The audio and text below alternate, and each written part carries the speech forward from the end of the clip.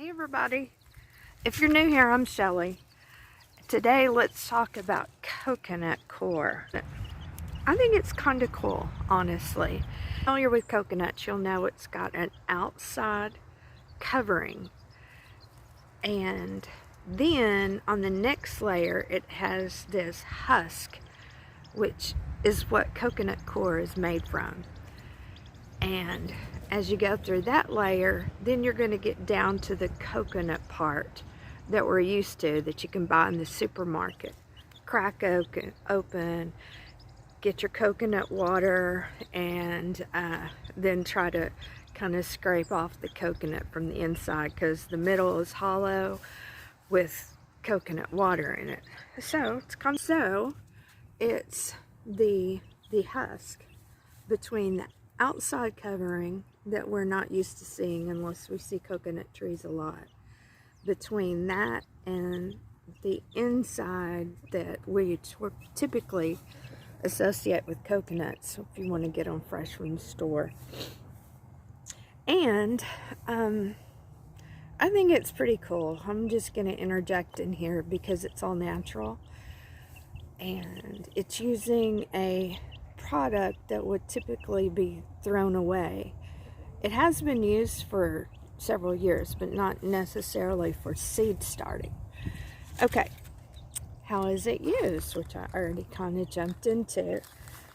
In the garden, there are several ways you can use it. And if you notice, like hanging pots, I'll try to find a picture of that the outside of it is the coconut coir. And it's also used for seed starting, and that's what we're going to talk about today.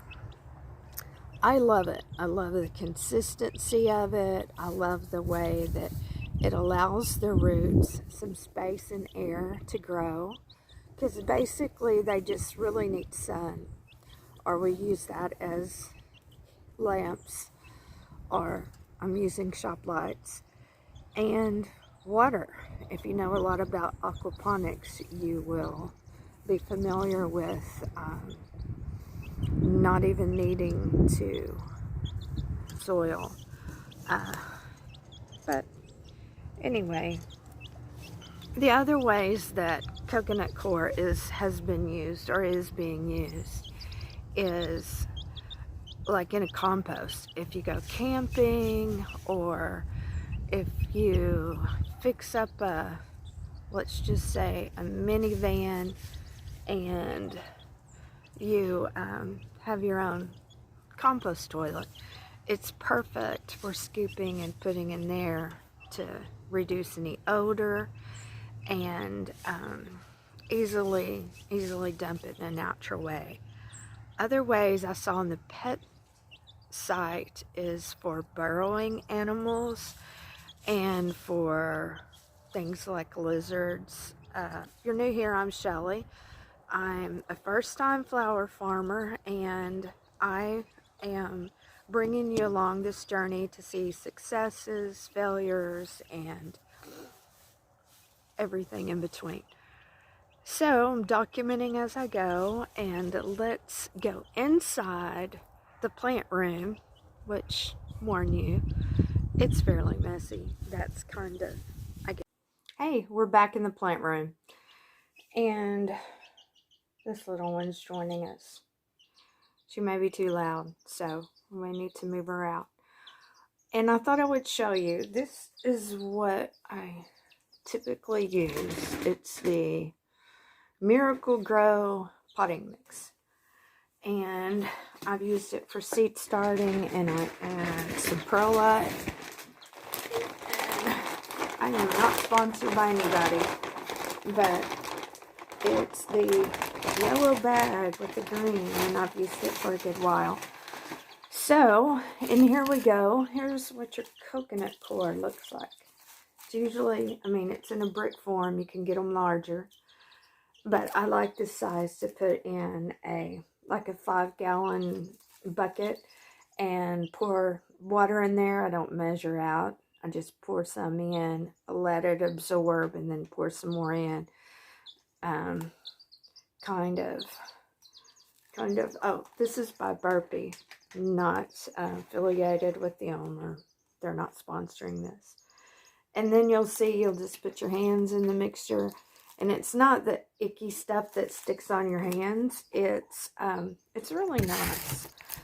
So, I'm going to show you a couple things. One of the downsides of using the Miracle Grow. This is a grow bag. Do you see the mold? Yep.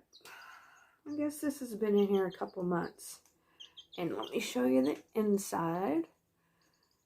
So I've put the perlite in, but it has way too much water and it's too heavy, especially for starting seeds. Now, let me show you what I've done so far. When I don't have the coconut coir, I've just used the Miracle Grow. I just use it for potting mix and add in perlite. So let me take the camera. We're going to switch it around here. I'll show you. These I planted yesterday. So you can see I have the shop light just laying on top of this dome. And it's before I had the bricks of coconut coir. So this is only one day per week. And it's in the closet, and I've taken the dome off so you can see what's going on. So, we're supposed to take the dome off when about 50% have sprouted. I have way too many in this one little spot. These are snapdragons and stock. This one is just a tray, 72 plug tray of snapdragons. Okay, notice the green moss growing? It just got way too damp. And do you see the gnat? I've had some gnats. So this mixture has a variety of things in it. Not that I'm saying it's not good, but this is what's happening. And take the dome off and let the light kind of take care of the moss. So another container. I use anything that's recycled that has kind of a dome. Let me show you this other one. So these were planted 3 days ago, I believe. And they all look fine. It's before I picked up any of the coconut coir when I was in town. So we're going to mix up some coconut coir and I will show you what it looks like and how it works. I had that on camera. Sheet jumped off my shoulder as I was leaning over to scoop out this potting soil mix. This container is a little too large, but I'm using what I have on hand. I'm sure I can get a 5-gallon bucket around here somewhere, but let's go with this. It's a little bit too large. I think it's like a 36-gallon or something. Have it for my ducks. Okay, let's get after it. Alrighty, I got this somewhat cleaned out. And set the brick in here so you can see. Here's my hand. You can get a feel for the size. And it's been compressed, so it'll be it's easy to ship, takes up less space. Put water on it and it expands. And she's still trying to help. Okay, I just pour a small amount of water at a time. You can do it all at once. Let it soak. And there she goes. She says, I'm not going to swim. And then come back and see how much more water we need. We're going to need quite a bit more than that, but let's give it a little time. Less than 10 seconds. It's already absorbed. Hey, Ginger. And you can hear her panning in the back. It's already absorbed most of this water. So, probably just go ahead and put another quart of water in. And give it time to do its thing. Just poured my second quart of water. So you see a little water in the bottom. And it's growing. My third quart in there. You can see it's wet all around. And I tried to turn it on its side. And it started falling apart. Which is a good thing. Now, I need to go feed my dog, Ginger, cat, Roxy, and the chickens. And I'll be back. Alrighty, we're back. We have 3 quarts of water, and I'd let it soak for a little while. I had a few other things to do. So, this stuff feels awesome and just falls right off your hands. Nothing sticky. Nice and airy for the roots. And we're gonna might add another. It says 4.5 quarts per block.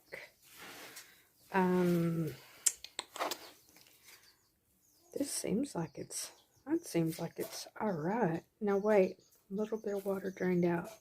Not much. Okay, we will plant a few things with it then. Alrighty, here we go. I'm just going to put some soil in here. If I had more stock seed, that is what I would plant. Just don't have any more at this time. See how easily it goes in? Very nice.